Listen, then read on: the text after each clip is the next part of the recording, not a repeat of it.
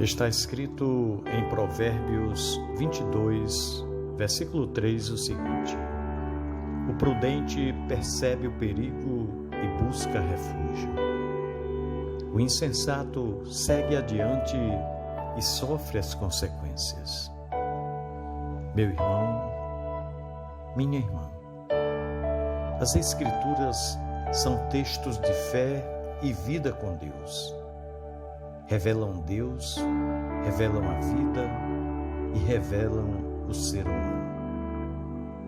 É possível ver o Espírito Santo em cada página delas, mas também é possível nada ver ou deixar de ver a amplitude de sua abrangência e a riqueza de seu conteúdo. Há dois lugares de onde, lendo a palavra de Deus, perdemos um bom bocado de seu alimento. Um deles é o da incredulidade que não concebe a presença da manifestação de Deus, que confina a perspectiva do texto ao repertório das expressões tanto da alma como da mente humana, que faz de Deus, na melhor das hipóteses, um ser que existe, mas não se envolveu na história, e na pior, um Deus que existe apenas na mente e devaneio humano. O outro modo de desperdiçá-la é lendo-a da caverna da religiosidade.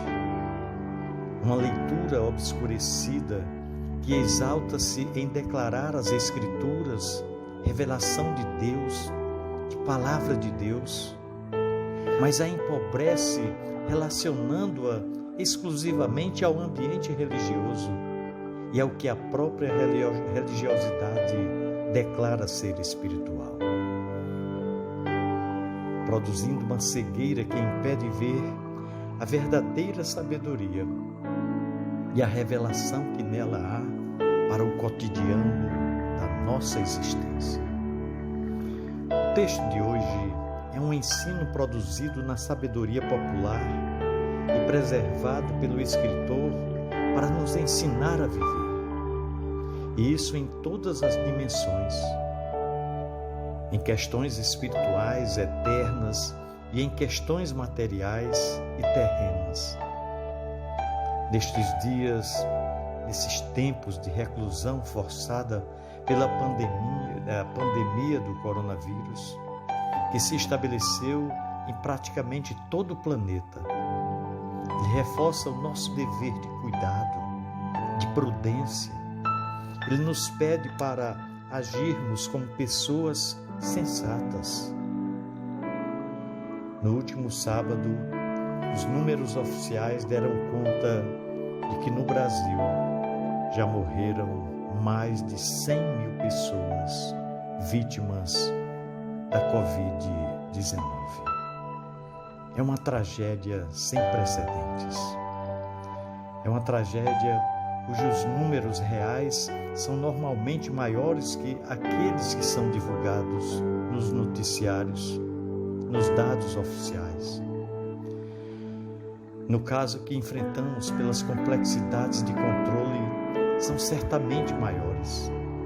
E então, que lhe parece? Há algum perigo evidente nesta pandemia? Não há dúvida que sim. E espero que o esteja percebendo com clareza e buscando todo o refúgio que lhe é possível. Pois, como diz o resto do provérbio, o insensato ou o tolo, por falta de prudência, sofre as consequências. Em situações como a que enfrentamos, a tolice de um gera consequências para muitos outros. Tomamos esse provérbio hoje num sentido prioritariamente material, terreno, imediato. A vida é uma dádiva e é muito preciosa. A vida é um presente de Deus e devemos zelar, cuidar e preservá-la. O pecado que nos atingiu nos tornou irresponsáveis com relação a ela. Quantas mortes não naturais acontecem diariamente? Talvez a maioria poderia ser evitada.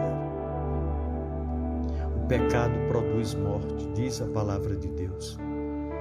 Tanto a morte espiritual como morte física, porque a morte é a recompensa do pecado.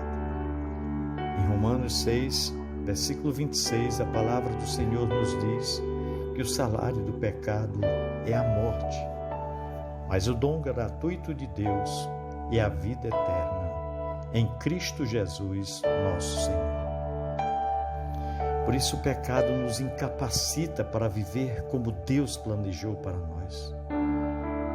Reconciliados por Cristo, revivemos espiritualmente e precisamos aprender a viver a nossa vida terrena. Viver com sabedoria, viver com alegria, viver com motivação, viver com prudência e generosidade. Podemos dizer que é esse o nosso culto a Deus e nossa adoração por tudo que fez e faz por nós. O nosso culto racional. O modo como vivemos e agimos é nossa expressão mais profunda de adoração e fé. Portanto, devemos compreender o nosso autocuidado e o nosso zelo por outros como parte de nossa adoração nestes dias tão difíceis desta pandemia do coronavírus. Pois são exatamente isso, louvor prestado a Deus. Portanto, não podemos nos esquecer disso. Pensemos nisso. No amor de Cristo